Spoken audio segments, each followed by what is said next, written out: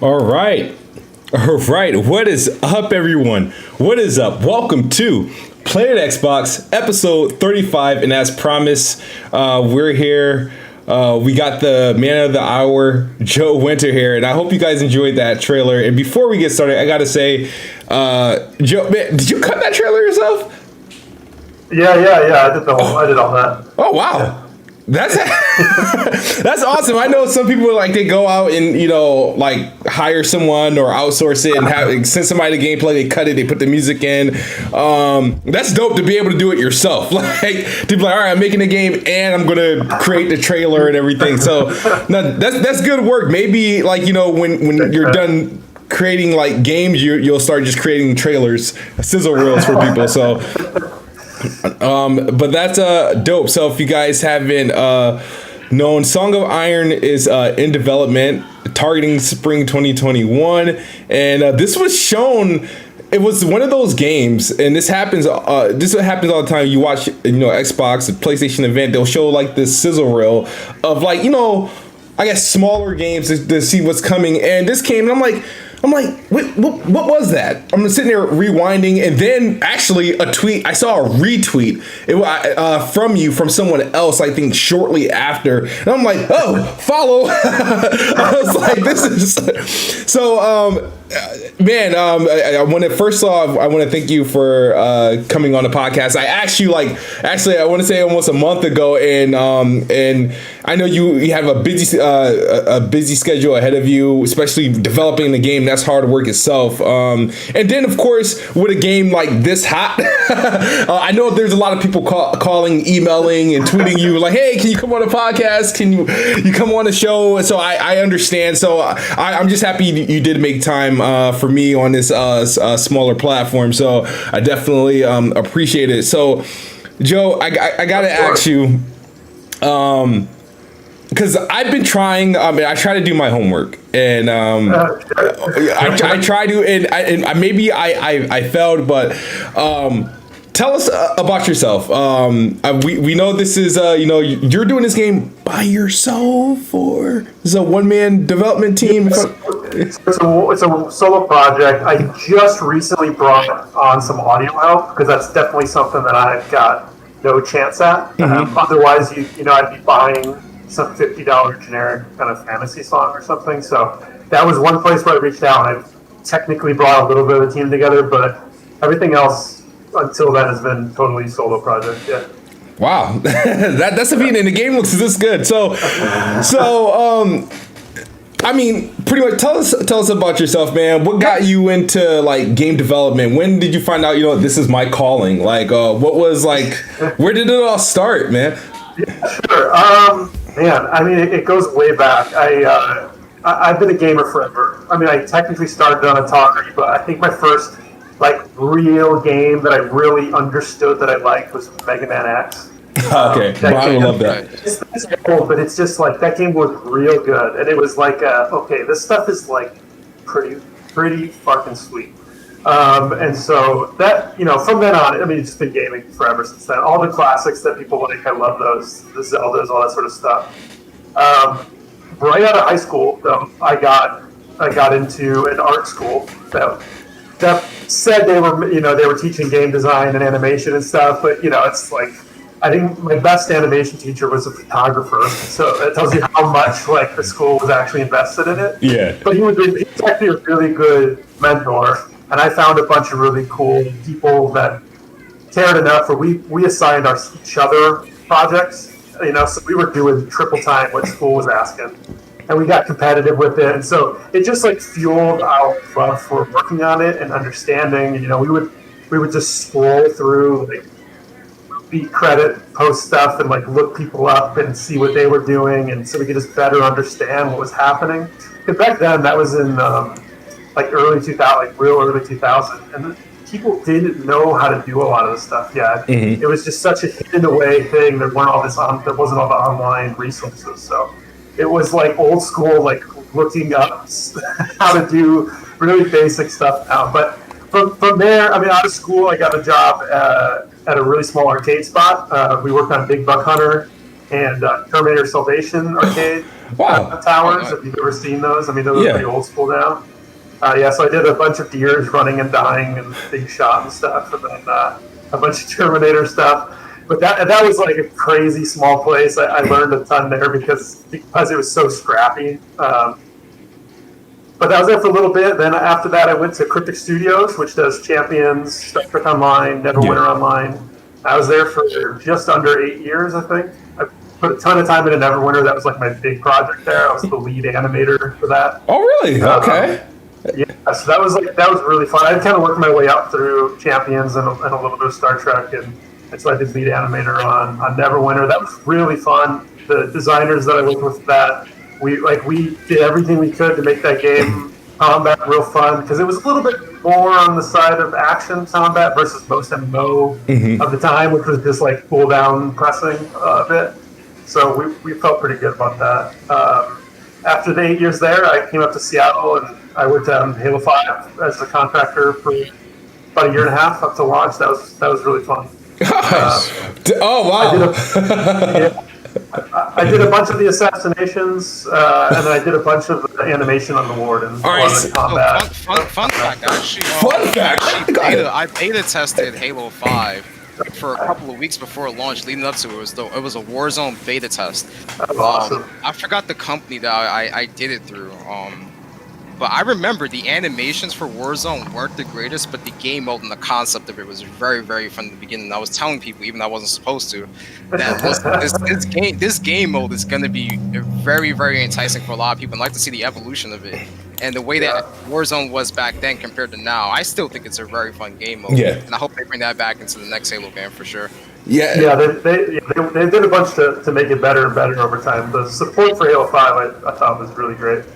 Yeah, Doughboy is he's our Halo elitist in terms of playing. I mean, I love Halo, and I get slandered for saying this all the time. I think Halo 5 is one of my favorite Halos. I still stick by it's the best multiplayer experience I've had in all Halos. I mean, I know nostalgia wins a lot, but the things, it just felt, it was like the ultimate balanced game. And then the assassinations, I felt like, coming up, the sneaking behind. The thing is, I've been assassinated more than I performed assassinations. So my play style on Halo is still old school run, gun, grenade. But some people had mastered the assassinations, and I did not know that. But now that adds a lot more intrigue. So you contracted with 343 and you did Halo 5, which is still today one of my favorite Halo games in the series. It's the only one I can literally go back to right now and act like nothing happened, and not relearn how to play. Just play, and I'm still decent. I might not be as good as Coke Boy J, but I'm decent. I can carry my kids to some wins in the game. So what did you think of Halo 5 when we played? Huh? What do you think of Halo 5 when we played? Yeah. I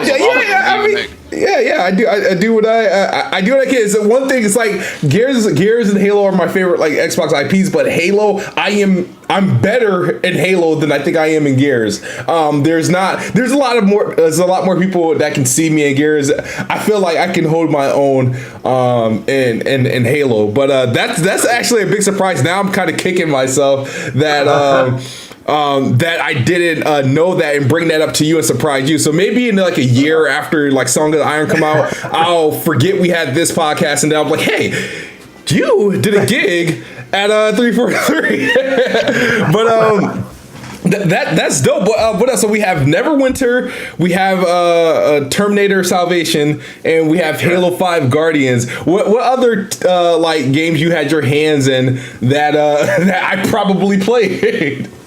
Those are the real big ones. Champions Online, I did a bit of, if you played that, and then I think, let's see, that might be it. There's been a few little downtimes where I worked on stuff that never went anywhere. Yeah. It was all the time in studios, so it's usually the best ideas that don't make it because it's a little too. Yeah, well, like the Halo Lego game.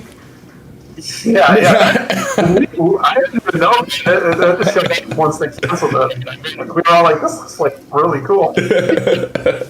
Yeah, that's actually pretty dope. So Now, just to get you back onto the game that you're currently working on. Sure. I see this all the time, especially with developers. I'm not going to press you on like dates, but it says spring 2021. How realistic is that, being one man doing this? I don't think it's crazy. I'm afraid of saying an actual day because I just like there's got to be some wiggle room there. There's a lot of stuff that I just don't know that I don't know about yet. You know, it's like, okay, now put it on all these kits, and it's like, oh, okay, well, that's going to take me just because I'm alone. It's going to just take me a month or something. I don't know. But as far as just being able to complete what I've got planned and like playing it on my own PC and not dealing with all the extra stuff that comes with launching, I feel really good about it. So it's just about all the random stuff, and I don't have a publisher, so it really is all me. Yeah, that's this like 2 to 3 month. I hope it's not that bad, but flexibility that I'm gonna have. Stone23 says in a super chat, he said, I seen this game a couple weeks ago on Twitter, like how I saw it on Twitter, and I thought it looked amazing. Claps. Shout out to Stone23. He thinks your game looks amazing. Thanks, dude. And dude, I've been on your page. It took me a while to hit you up. I've been following you. I've been looking at the trailer and the GIFs and stuff like that. I even snuck into the Discord. So it's like I'm anticipating it. I see a lot of things when I see this game. I feel like a lot of people are headed towards the hopefully I'm saying it, is it the Nordic mythology? So my thing is, obviously we know the setting, but what was like sort of the biggest inspiration for Songs of the Iron? Was there any particular game, a typical show, or what drove you to this title here? Sure. So it always comes really organically. But if I were to really grab some specific reference, Inside was a huge one for me from Classic. Like 5 years ago. Yeah. Super good game. I love that they told an amazing story and never said a single word. They did such amazing stuff, and it felt like a totally legitimate release. And it's only like an hour and a half long if you play it decently well. Yeah, 90 minutes. Yeah. So when I started this, my goal was to do something that I could actually get like ship, something that was scopable. And so that was like perfect. If I can make another version of that, I'm all in. And instead of a little kid in some sort of, weird post-apocalyptic thing, I thought, why not have some fighting, Vikings and throwing axes and stuff. See if I could kind of mix the two things together a little bit. Other games in the same kind of vein for me is like Shadow of the Colossus. It's like some old school stuff. Zelda has some really good stuff that I reference in here. Mega Man X, I started with that game. There's a bunch of that in Song of Iron in like sneaky little ways. But all those games do a ton without doing too much. And I think that's an issue with bigger games. I think it's I'd rather be the master of three things and just not even worry about anything else, than do 50 things poorly. So, So how was the early phases of making this game in terms of implementing that concept and realizing your vision of how the game can play out through gameplay and visuals as well? Because the visuals are amazing, especially with the environments that we've seen in the trailer so far. They look very, very immersive, and there's a lot happening in the background as well. Like I see some enemies in one part of the trailer where you're sneaking by. You're crouching, you're sneaking by. There's enemies that can come from the background, and you can engage with them as well. Those are some pretty cool techniques you did right there. Yeah, I think in the very beginning it was just the 2D thing was another like make it easy for myself. But then I just sort of had a few little games that were kind of goofy that I started with, like Nidhogg, if you guys are familiar with that one. It was like a tiny little indie game, but they just had a super simple side-scrolling combat system, and I started like, how close to that can I get in 3 weeks or something, and then that just slowly evolved. Then I started coming up with the idea of wanting the combat to be really contextual. So like, there's one button that attacks, pretty simple. But if you hold your shield up and you hit it, then you do the shield slam combo. Yeah. If you're in the air and you hit it, you do the air combo. So there's a ton of depth to it, but it's just one button. Like, that is the hit bad guys button. But depending on what you're doing, and then just sort of kept building. It was the same with the drop kick and the kick. put the Spartan kick in, just to how do you break a guy from a shield? Kick him. What do you do when you jump? You got to do the drop kick, and everything just sort of built on itself, really sort of naturally, and it turned into a game that I hope feels like it's got some depth to the combat, but isn't too tough to understand. And it just kind of grows, and then you just keep trying new stuff. It's like, well, the combat. Let's see. The combat concept too was a barroom brawl. So I don't want you to care too much about your weapon. Like you don't have the axe of Odin's son 7. It's just an axe. But all your magic, all the ability, all the stuff comes from your gear. So I just want you to be able to throw the axe, break the bottom over the bot and stab someone with it, then grab a chair, move on to the next weapon, whatever it might be. I think it flows way more ballery that way. And then you're not worried about, losing the fire sword or something like that because you threw it. And it just felt more natural. It felt more like how a real fight would happen, and less choreographed, which I think it would have to be if you want to keep those weapons, or it doesn't magically come back just because you walk away or whatever it is. I happen to have a Mjolnir pole, but that's comes later. You're not always going to have it, and you can still move on to other weapons. That's all. So you're discovering more things as you're making the game, as you're progressing. Totally. You're making these levels, you're making the combat, and while playing through it, you're like, hey, I can do this. Why not throw a weapon, pick up a different one, keep the combat progressing instead of slowing it down? Because mechanics like that can tend to slow game down, where you have a weapon that you can throw, but you have to pick it back up. And you see other games do that. God of War, you can throw your axe, but you can call back to it. Not every game can do that because you're not a demigod. So it's pretty cool. It's pretty cool what you did right there. And then some of the stuff that I seen from the trailer, you were sneaking around, but then you got caught, and then there's other guys from the background coming into the main 2D plane, and you're engaging with them as well. Some pretty nice techniques there. And then obviously when we seen the part with the water, and you're about to, was it a shrine or something you can interact with? The reflections that I seen there were pretty cool. So the game looks really, really good. Yeah, really, really good. That's what I was gonna say. There's a lot going on. I liked how with all the cuts you purposely show each different environment there to show the diversity of the game, whether it be wintry, snowy mountains and greenery inside of a temple or something like that. It's like okay, this game has some a good reach in terms of what it can do visually, and it looks good in every setting. So I definitely commend you on that. It does look awesome, man. My question to you in regards to I know all game development obviously starts on PC, especially independent. I think the easiest platform to get on is Steam, right? It's one of the really easy ones. Yeah. Sure. How did 2 questions? What engine are you using? I can probably guess, but what engine are you using? And when did you decide that this was going to be a next gen game? How did this become? Xbox has a new console coming out, we're gonna put it there in PC. Can you elaborate a little bit on that? Yeah, sure. So I'm using Unreal. I don't know if that's the one you. No, I'm off. I'm completely off. All right. I guess Unity. That's the other class. Right? No, it's Unreal Engine. I honestly owe a ton of the visual fidelity to the engine. The engine is totally incredible, and they have mega scans and some amazing environment assets that are really helping out with this stuff. It's incredible. But yeah, it's Unreal. I love it. It's very good. As far as where it landed, so it started just going to be a PC game, just a really simple Steam launch, whatever.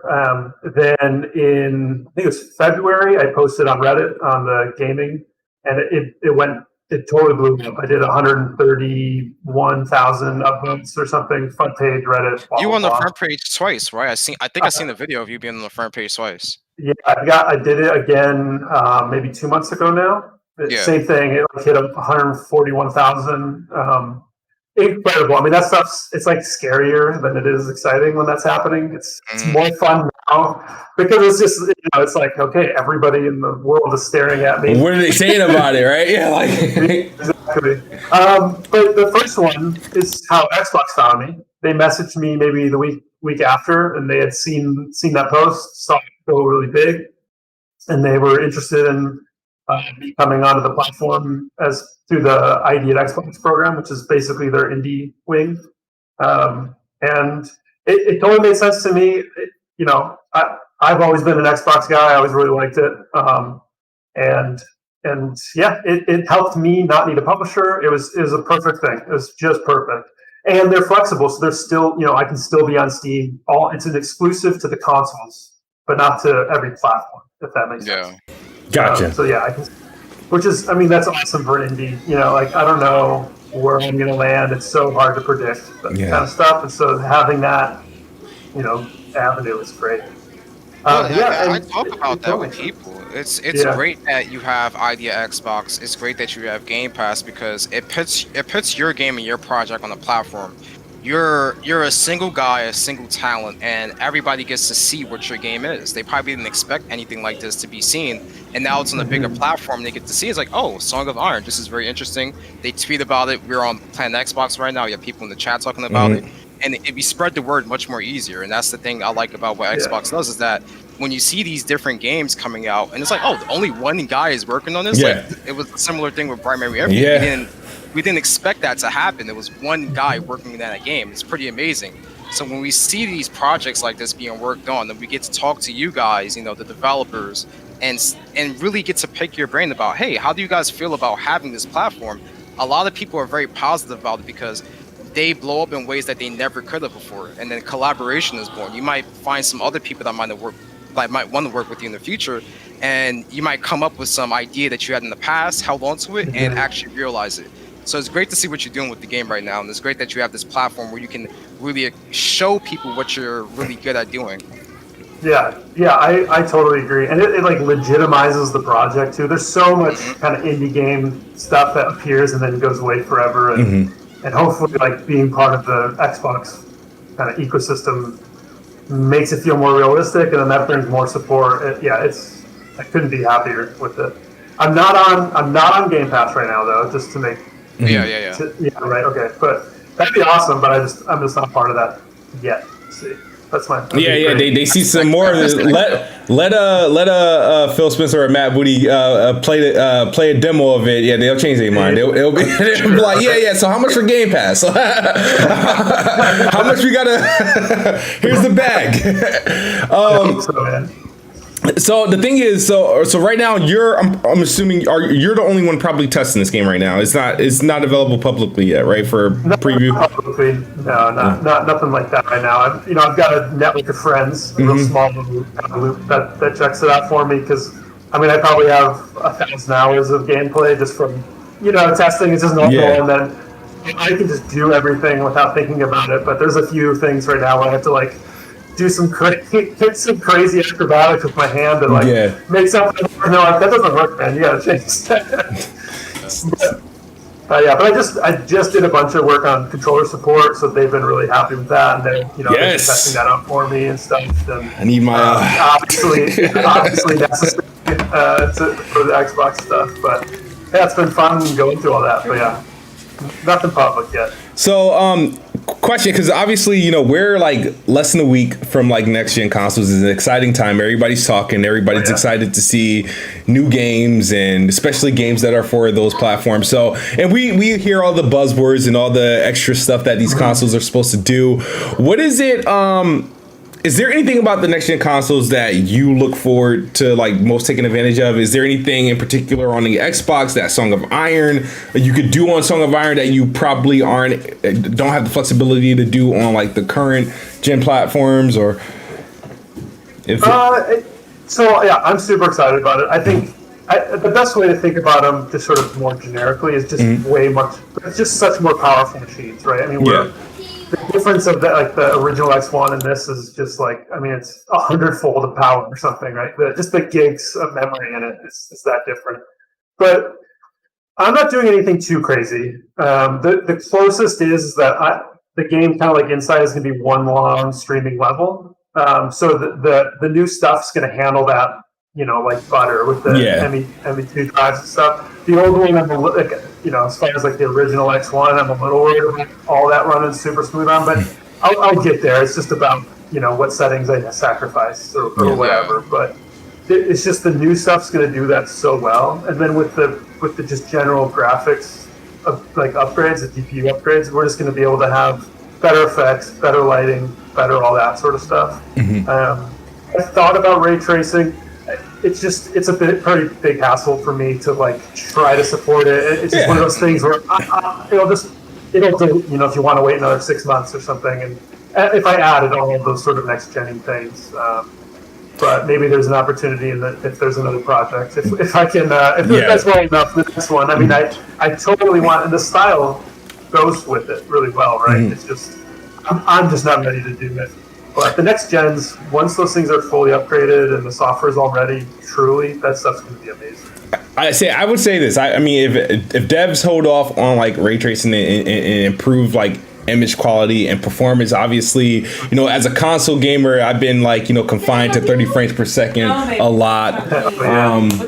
I've been confined to 30 frames per second a whole lot. So like, the more 60 frames I can get, the more 120 frames I can get, I'm happy. The image quality gets better. We're all buying brand new TVs and stuff like that. So anything that looks good on these OLEDs, I'm happy with. So like I said, you buyers, I'm not expecting you to say, we're gonna do ray tracing. No, bro. I was like, the game looks good. Sure, I can see when I'm looking at like the flames and the lighting. I was like, oh yeah, I can see where ray tracing could take place here and whatnot. Like, but honestly, like I said, like of the independent games that I've seen over the past couple months, it's been this game, Bright Memory Infinite, and I'm trying to think of the other title I've seen and it's like, like maybe one or two guys, and maybe the Falconeer is the other one that I'm like super excited about. So these guys coming in and doing it by themselves are doing like a hell of a job. And that's why I talk to people about. I was like, you see these smaller projects coming on these platforms heading into the generation, right?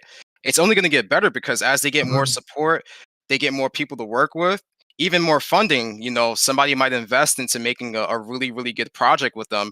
You're going to have more and more of these titles come up, and you have to start from the ground up. You have to start from somewhere. These titles aren't just going to come out of nowhere. You need to lay down the foundation, support these titles. If there's criticism, make sure it's constructive. You can't just trash the game, and then see what happens with the next iteration. And other platforms have been able to do that well. They've been doing it for generations, and we see how they're doing now. And now it's time for other people to take the next step. And it's glad to see what you're doing with this game for sure. And I can't wait to get my hands on it.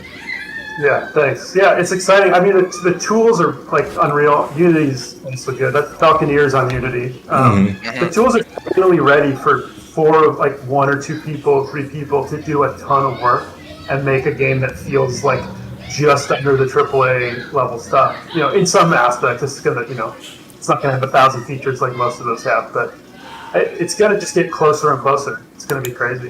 And I think something that helps, and the reason that we're seeing more and more of it, is people who have been working in the industry for a long time getting away from all the bureaucratic side of stuff. Not that it's bad, but it's just you lose the purity of an idea. Like this is 100% my vision, and so I can stay true to all of those elements, right? When you have a big studio with 1,000 people or hundreds of people, that those visions get nutty just inherently, because you have to translate it down to the artist, who then translates it down to their contractor, and then you try to make sure everything's still in the path, right?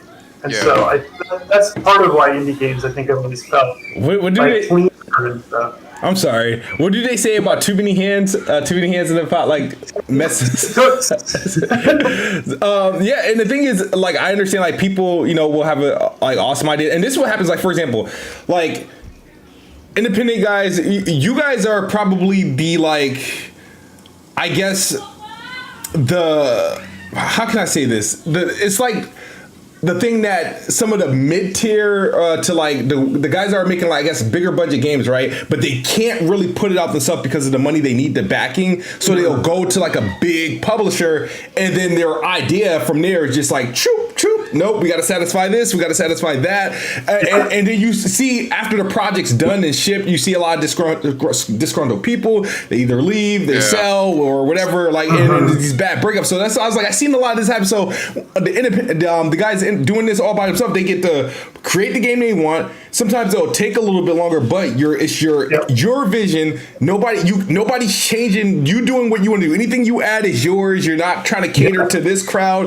That's I guess the cool thing about being independent, I suppose. And I jumped on the independent bandwagon maybe in 2014, 2015, where I started focusing on smaller dev teams and checking out their games. And I used to do a lot more of these interviews. I used to do a lot more of like streams of just smaller games, because I would find gems that I like, and I'm like yeah, they won't put like.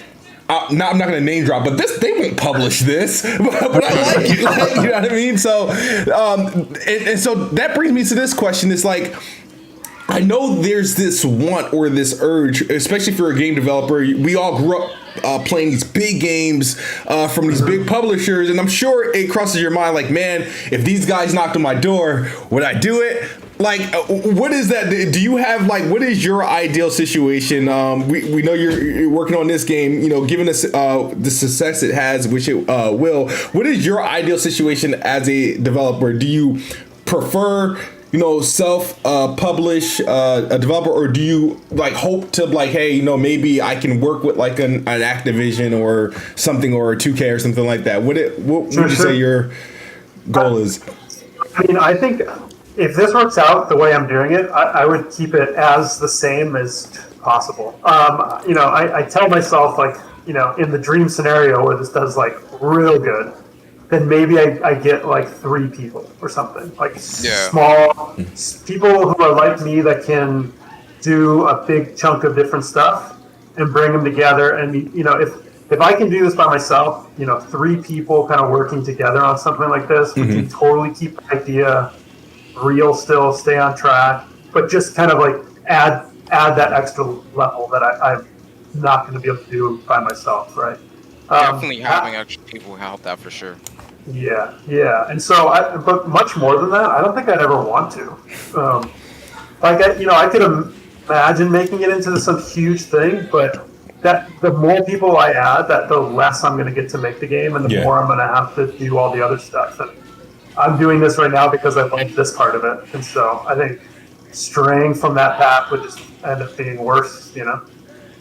Yeah, I mean, you alluded to that too. You kind of alluded to an idea that you had, and it didn't really play out because of other things. So that's definitely something where developers, they tend to be a bit more, I wouldn't say resentful, but regretful of some of the ideas that they did have.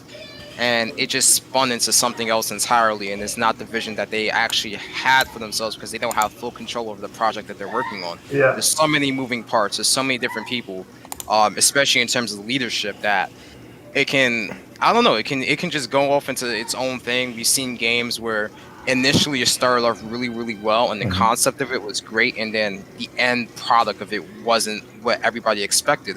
Especially you look at it early on, very, very early on, when they first tease these games. It's, this is very interesting. Everybody is on board, the fans are on board, the developers are on board, and then it just turns into something else completely different 2-3 years in, and then it's just a disappointment. Yeah, early on, those are probably really small teams at those studios. You know, like, here, you guys try to figure something out. They get this real clean idea, they show it, everybody likes it, and then everybody at that studio goes, okay, like, what about my idea? It would make yours even better. And it just muddies up, you know? I mean, movies do it all the time, too. We constantly ask, like, how did they mess up Star Wars so bad or something, you know? It's because 5,000 people had to make it. And so you just slowly whittle away at the clean concept. From being in the industry for a while now, it's like I understand. Whenever I see a movie like that, I'm like, well, I'm still mad about it. I know it happened, and I'm sure 80% of the people working on it were trying to tell people that it was a problem, one thing or the other. It happens, you know. But then you look at the show, the Mandalorian is a smaller project, and you look how great that is. So yeah, they really kind of let Favreau do his thing, right? And he brought in some creatives, and they're just like, go for it, man. Like, you're far enough away from our stuff that we're not too worried. And he made one of the best Star Wars things. Yeah, I mean, it's one of the top Star Wars medias for sure. Yeah, it's awesome. That's why I love this right now. I mean, I couldn't imagine doing like a 50-person studio. It'd be a nightmare. So speaking of that, is there any other ideas that you have or that you had in the past that you're still holding on to that you can work on? You don't have to be too specific, but any sort of concepts you've been thinking about? Yeah, they're always swimming around. I originally, when I started making something, I had like a whole open world shooter game concept. I mean, way different than this. And it was one of the ones I was like, well, this I need like 5 people for, because I can't. It's just too much. And working with multiplayer stuff and networking.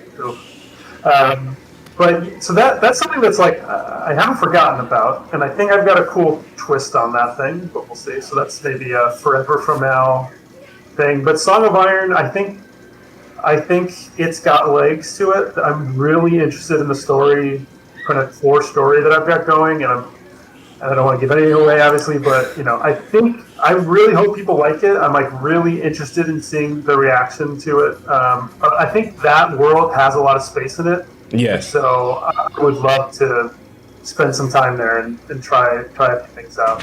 Speaking of the story, I know you said you don't want to give some away, so I'm just going to try to ask like some very vague questions and stuff like that. But so and this is, I probably should have started, but in Song of Iron, like who are we playing as, and what is his journey? Like what is our pretty much our goal with this guy? Sure. So in Song of Iron, it's a Nordic inspired world. It is not a direct, like, we're not in Sweden, Thor, but it's basically we're there. The major difference is that in my world, before you die, you're invited to Valhalla. So if you've done some amazing thing on the battlefield, the gods who are part of this world will come down and say, like, we watched you fight today. You were amazing. Come with us, and come to Valhalla with us. But you, who were invited, said no. You sort of denied the gods their warrior. You wanted to stay. You had a loved one. You didn't want to leave them. Mm-hmm. The game starts with that person being dead, and your people in trouble, surrounded by an army, and you basically have to leave that fight to go try to ask the gods for help. The gods who you've sort of shunned, and and sort of like given the hand to and stuff, and that's sort of where you start, and that's sort of where you're headed. And you've been given a relic that's supposed to be sort of the key. It's supposed to be like you get one wish if you bring this to them, and so you sort of go on this journey to try to find them and see if they'll help you. That makes sense. That sounds interesting. That twist there. That you got in the game. Now, when you're in a quest like this, how do you? I always wonder, because there's some people like, oh, this game has too much content or not enough content. How do you know when a game is like pretty much done outside of optimization and stuff like that? But like how do you know when you've like, all right, the story is told, I have the beginning, I have the action, and I have the end. Like how do you stop yourself to be like, you know what, maybe I want to do this. Maybe I want to add this in, like, or did you originally have a target, like, I want to make a 5-hour experience or something like that, but then again, how do you do all that in 5 hours, right? So, and not saying I don't know how long the game is, but I'm just curious of how, like, when you're making this type of game, when do you know it's done? Like, how early into the development is the story like pretty much finished? Pretty early on, I had built out a really mini version of the entire game, just like one little map. I think it took me maybe I did it in Unreal just because it's easier to visualize. It take me maybe 1.5 minutes, 2 minutes to walk across. It's just like all these little tiny mini levels. It's like one's got a little house in it to be, this is the village area or whatever. And that just really helped me visualize it. So that was really early on, and then I basically built out the entire game in like really rudimentary form, white boxes, so on. And then I started playing through that, and it was hitting about the time that I wanted. Well, it was way under, but I didn't have enemies. You know, the puzzles weren't in. Yeah. So it's like a guess, right? I was like, okay, it took me half the time I wanted to, but I didn't die once. I ran the whole time, so on. Like once I add all the obstacles, and then it's just this layered process, right? Like, yeah, I kind of, my goal is to have a one-time sit-down playthrough experience, so like 2 to 4-ish hours, give or take, is kind of what I'm targeting. Again, it's kind of in that inside vein, journey, kind of like consumable, done, good. There'll be reasons to replay a little bit, like a Game Plus, and hopefully you'll want to like go back and see if you saw stuff or whatever. But it was sort of like starting with that, and with that goal in mind, I just kind of kept slowly adding stuff and then checking how long it took me to make it through, and we'll go from there. And then from there, it's going to be like, how much can I do in the next 4 months? And then clean all that up, but get it out the door. So because you said when you ran through the game and whatnot, it took you a certain amount of time. When you did that, you was like, all right, this game needs to be tougher, it's harder. I need my AI to be harder. So how much did that factor into it? Like how did you approach difficulty? Because everybody the most popular games now are like the Souls inspired games, and everybody's trying to do that. So I don't know if that played any role, or if difficulty played any role into this game. Because some games find different ways to present a challenge, whether it be by puzzles, whether it be by combat, or just being patient. I guess, what is your take in terms of difficulty in Songs of Iron?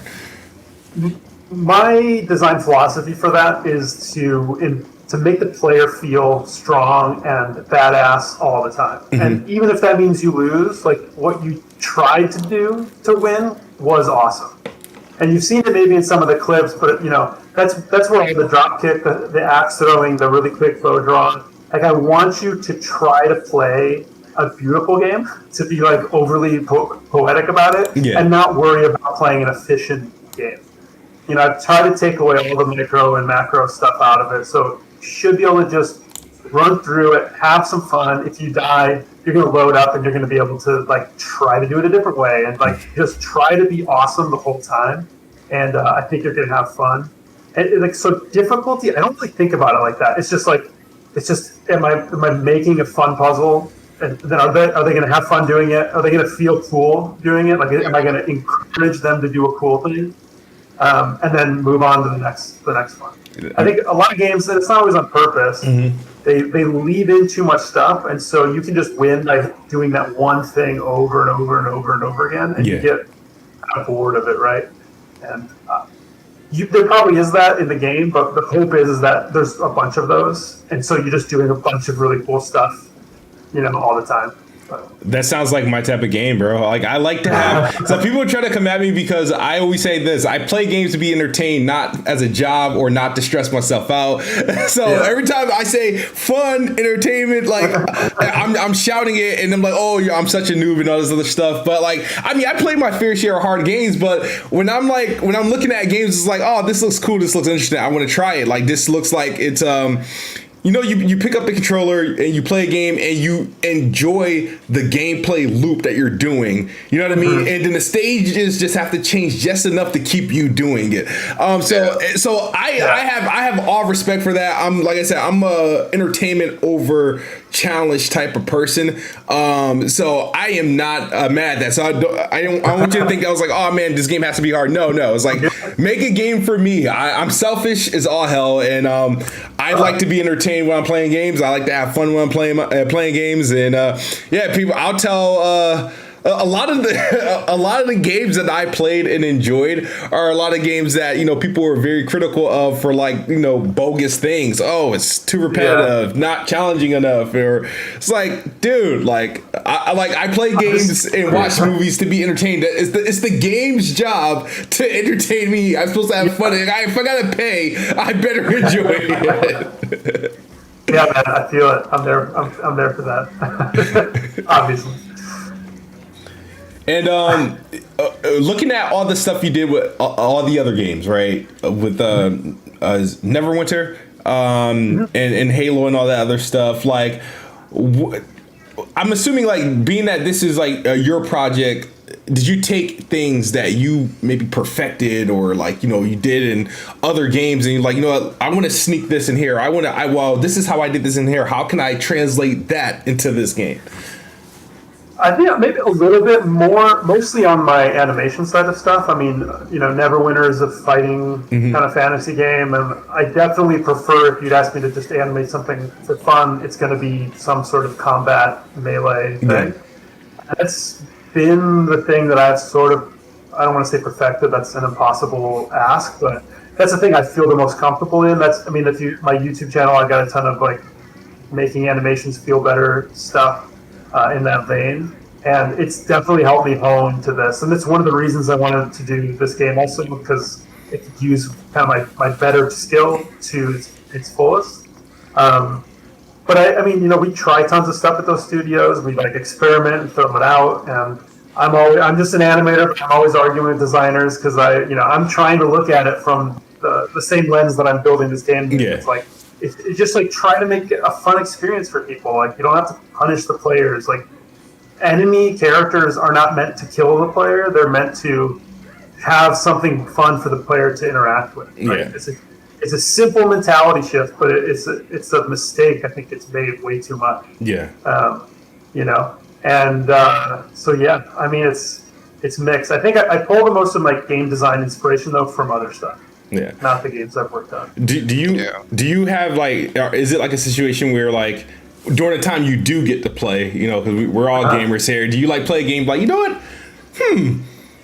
That was a good idea. How can I make this better? Like, how often does that happen? It happens. It happens all the time. There's probably, like, if we wanted to really, like, dig through my brain, there's not a ton of original ideas in Song of Iron. There's just, this is the best version of this thing, I think, from this other game, and I just try to take it and I build it. Because a lot of the time, you know, it works. People like it. It's a thing that's been, you know, we've had axe throwing, we've had like side-scrolling fighting games. They work, so I feel really comfortable with them. Yeah, I took stuff from Mega Man, like I said. I took stuff from Inside, and then you just put your own spin on it, and you kind of randomly find yourself making this game, I guess. Yeah, but yeah, it's all the time. I'm always looking for stuff, always. And it's cool, you know, you mentioned Inside, because we all know, you know, what was before Inside, right? It was Limbo, yeah. Right? And when we had Limbo was dope, and then when Inside came, you see the involvement, and like, oh, okay, this is good, and had a wonderful time with Inside. Like, I don't know why I was so pressed and addicted to, like, you know, I got to get this game done, like, in this sitting. So and I see the, you know, obviously the inspiration there. At first I didn't think about it, but I was like, yeah, that actually makes sense. But the fact that you're an animator at heart, right? And the game has more focus on, you know, combat and animations, and you can see the animation work. And I think that's what makes the game pop, is honestly the animation work and the combat and the way you're making things move and react. And it helps. It just kind of all comes together. This is what an animator's game look like. You know, this is, you know what I mean? This is like, I feel like it all comes together. And honestly, dude, I cannot honestly wait personally to play it myself. Now, with the game of, you know, shipping a game, I mean, I can't comment on, I never shipped a game. I don't think I'll ever will. But I can only put try to imagine what it's like for, you know, someone like you. And you have all these avenues and platforms. I know there's like programs. I know Steam has a preview program, Xbox has a preview program. What is your plans? Do you plan to do like a slow launch, like going into like the preview programs, or is your goal to get, you know, let's bring it straight to the storefront? Like, how do you like plan on getting this game out? For the most part, I'm thinking fairly traditional with this. You know, I'm thinking of just the release as sort of the early access, or, you know, hopefully it's not so buggy, but I just rather release it. I don't want to give people a product that's not done. It's too short. It's too to be that it's not a multiplayer game where you can kind of like keep playing over and over again and let the developer iterate. I'd rather tell the story from start to finish and not, you know what I mean? And then I just hope that does well enough so that I can continue to tell the story in further iterations and stuff. But generally, it's just it's pretty old school. It's just like, here you guys go. I finished. I hope you like it. Yeah. No, I definitely I respect that because and that makes sense. There are obviously there's these games that go through game previews. Like, all right, we're gonna be doing this for about 7 months until they feel like shipping it. And obviously it is something that makes sense for like multiplayer, and I didn't quite think about that, but that does make sense. So. The other thing I want to ask you, and I'm not sure how much you can say about this, but you're obviously still in the middle of development of this game, and you have your target time frame. When are you already working with, let's say, console dev kits, or is that like kind of later on? Since I know the project is obviously started on PC, and you were planning to do PC only before Microsoft stepped in. And speaking of that.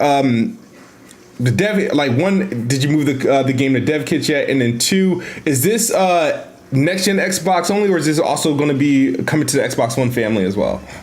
It's going to come to the Xbox One family as well as the next gen, so it'll be both same day or day one or whatever. I am just in the process of moving it over to the dev kits right now to start messing up. Yeah, I mean, literally on this screen, I have like all the information about it. Yeah, we're doing it live. And then they're only over there. But yeah, I don't expect it to be much trouble. I mean, the game is pretty simple. Like the code, there's nothing too crazy going on, so I'm hoping I can avoid any major hurdles there. I've already got it up on Steam. I mean, it's not public, but it's working through the Steam ecosystem and all there, and I install a new build every night through Steam, which is a crazy feeling. That's like one of those, first time indie dev things where I go to Steam and I see my game with its logo and I play, it's, even though I'm the only one who can see it, it's still like pretty. Oh yeah, because it's not but so you get like a preview version on the storefront, like, oh, this is what it looks like. Exactly. This is what they're gonna see. Yeah. Oh man, so that's cool. Yeah. Yeah, I'm in the process. I think I added to my wish list, I think earlier today. But honestly, I mean, I plan on getting on a console. I'm a console guy. That's where I plan on playing it. But okay, so you're in the early parts of putting it on console, and this is, I guess, sort of where the challenge really starts to see how it reacts to multiple SKUs or multiple systems. That's dope. And dope boy, I know you had a question related to the same scenario. I know if you got to ask that. I was gonna ask him about the differences between developing between Xbox One and Series X, but because he just recently got it, there's really no answer right now until he actually plays with both dev kits and see how the game is going to interact with both different systems. So that's something I'll probably have to tweet at you about, or totally. About. My expectation is that it's not too much different. The way that Unreal sets stuff up, I'm not going in deep into code that's way different in one kit than the other. And I think they just tweeted about Xbox maybe last week. It's 500,000 hours of playtesting and all the games worked or something. Yeah.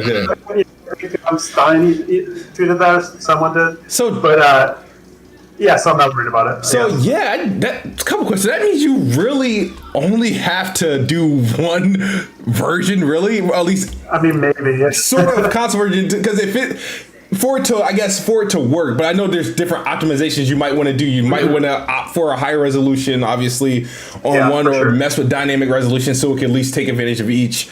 And I do also, because sometimes I get completely ignorant to the fact that a lot of the work is done through these engines, and Unreal is already compatible with all the Xbox consoles, and which saves you a whole ton. So as long as you're good with Unreal, the porting and stuff, it's pretty much good to go, right?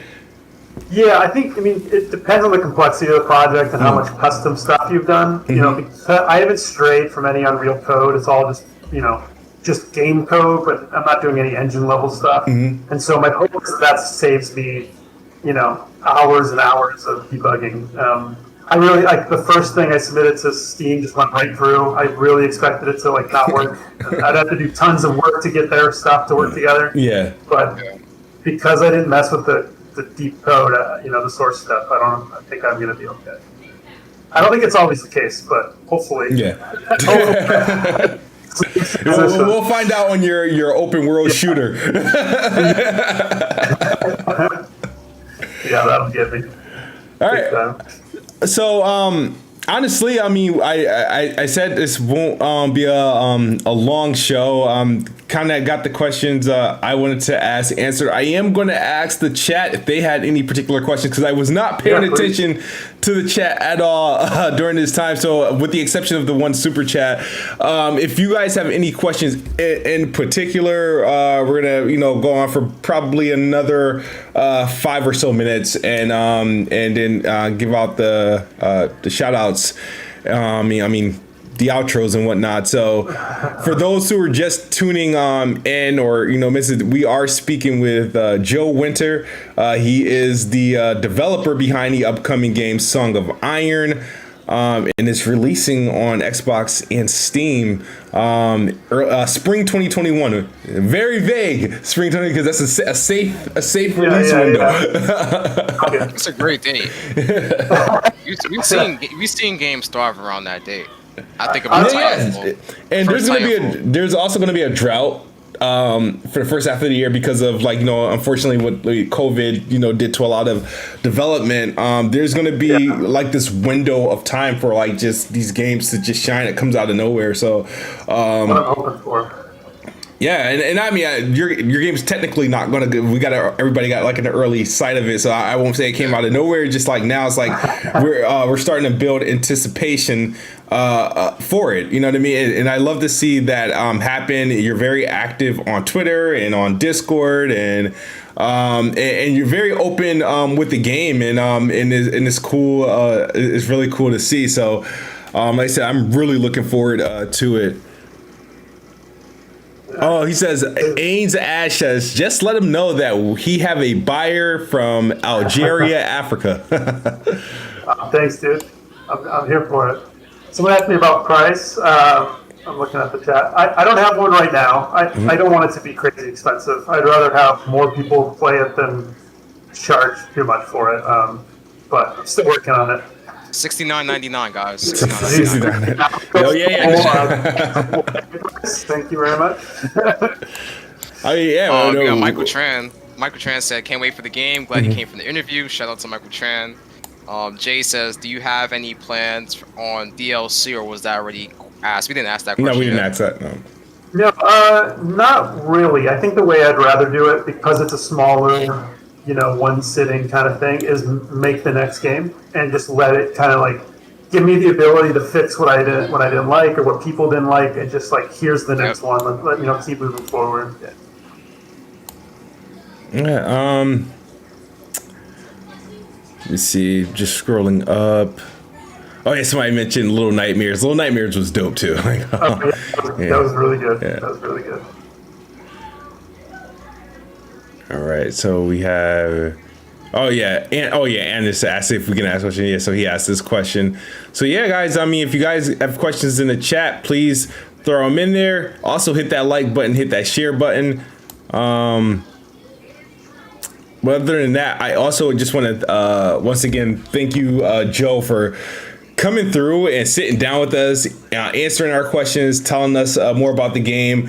I will be, bugging you as we get closer to release of Song of Iron, and hopefully we can definitely have you back. Maybe after release, or once the games becomes in our hands. So because then I'll have more detailed questions to ask as I have some experience with it. So. I got a question for you one of my, and this is a debate, right? Some of the debates we have is, how important is things such as backwards compatibility, or how important is things like achievements. Me personally, right?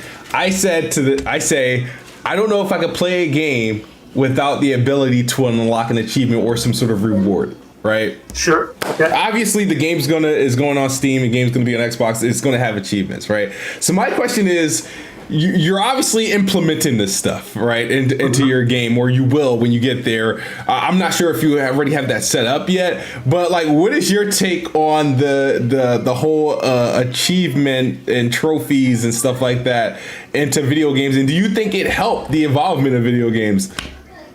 That's a good question. I mean, I think it definitely, like, anything that creates a small subculture of a culture like games is great, because there's huge chunk of people who just love to go to games to collect stuff. So it's hard to argue that it's a bad thing, right? Because I can ignore it if I don't want it, and I can turn off the notification even. So it's not hurting me to have it in a game if I don't want it, you know. So I'm all for them. I mean, it gives people a reason to explore new stuff. It gives people, like, it piques interest. It's like, you know, get the triple headshot thing, and you go, oh, I didn't even know I could get one headshot. And you start messing around and you learn about the game or whatever, right? So I'm all for that sort of stuff. I really like the idea of just sort of built-in rewards too. Like, Shadow of the Colossus has this one thing where you have to play through like 5 times, and then the New Game Plus, you can get enough endurance to climb up this super tall structure, and there's just like a garden up there, but you're like, I did the thing, like, you know. It's just this achievement that you have, and it doesn't need to be anything else. You see it in like one cinematic in the beginning of the game, and you can go there, but it just takes commitment. And I love that. I think that's such a like great thing. So yeah, I'm generally for it. Yeah, I love my achievements. It's my bragging rights. You know, I get to post it like, I did this. Did you play this? And everybody wants to check receipts, and the achievements are, you know, a thing that helps it. I don't know what it was that did it, but it just felt like, I guess it's my for the fact that I wasn't an athletic kid, and I didn't play like sports, and I didn't bring home real trophies. So now I have like this resume of things I did in the video game. It's like, hey, look at this. These are all the games I played, and I did this. The dad did it, and then I got proof that I did it all in one a game in one day and whatnot. So I think it's interesting, and people come up with different like achievements or like different things you got to do. Like, I remember I played a game where you had to like die so many times, or like, you know what I mean? I was looking at this clip where this big, part of my language was from the image. I don't think it's an ogre, but he like slaps you, like, and I'm like, wow, like that's like how to like, is there an achievement to avoid being slapped, or that's like an action that's automatically going to happen because he like takes up a great deal of real estate when swinging. So, but it definitely does something to strive for, and it builds interaction in the game and through the community as well. You know, if you look at a lot of these different games, I remember in Sonic Unleashed, like, as you progress through the game, going back to older levels was much more beneficial because you unlock more abilities for Sonic. So when you go back to levels, you can actually, you know, get certain things inside the level that you might not have caught before. And it happens in different games as well. You know, Destiny is a really good game that I enjoy playing. You know, you might go back to, you know, some older content and come across something you didn't come across before, some piece of lore. So it's when people add that inside the game. Yeah, I think games like Destiny is a good example too, where they might ask you to like do this raid you've done 1,000 times, but you can only use, you know, shotguns or something, and it just makes you play a way you're not used to playing, and then you might realize how much fun you have with you know, whatever it might be. And I think those sorts of like challenges are awesome. They're super good. Yes. So I think we can wrap it up here. But before we do that, did you have anything you like to say, to us, to the people watching about you, just your game? Like what can we expect? The floor is yours, Joe. Sure. Well, thank you so much for having me on, man. I really appreciate it. It was a super good time. I love talking about the game and about games in general, so I appreciate it. It's awesome. The game's coming out next year. I post a lot on Twitter, and I try to talk about the development process itself, along with showing stuff, progress that I'm making on the game. So if you're interested in that at all, check it out. It's just at Song of Iron. And then the best way to help is to wishlist on Steam, and you can just search Song of Iron and you'll find it. And that it really, really helps. It helps with Steam figuring out if people are going to like it and so on. Beyond that, my animation background commands me to ask for feedback. So if you guys see stuff that you're interested in, good or bad, tweet it to me. Respond to my stuff. I love to hear that stuff because it's just going to make the game better. Mm-hmm. And I'm going to do my best to make a good game, and I'm going to learn from it, and then I'm going to make the next one even better. So the more feedback I get, the better. I love it. It's super fun. I'm seeing thanks again, guys. No, anytime. I'm seeing positive things in the chat. Adding to wish list. Great job, man. That's hell of a work. Yes, if you guys, I have in the description below, the first two links is Joe Winter's Twitter, which is also the same page that you'll find a lot of the Song of Iron content. I follow it. I've been following it for a while. And also, I have the Steam page, so you can add this game to your wish list. Pretty much, you have to, press it, abuse that wish list button, and make sure the numbers are good, and give them the support that we need. I'm looking forward to this game. When it's available to release, I'll get it both on Xbox and Steam. I'll just play it on Xbox though. But the Steam is just more so for the support.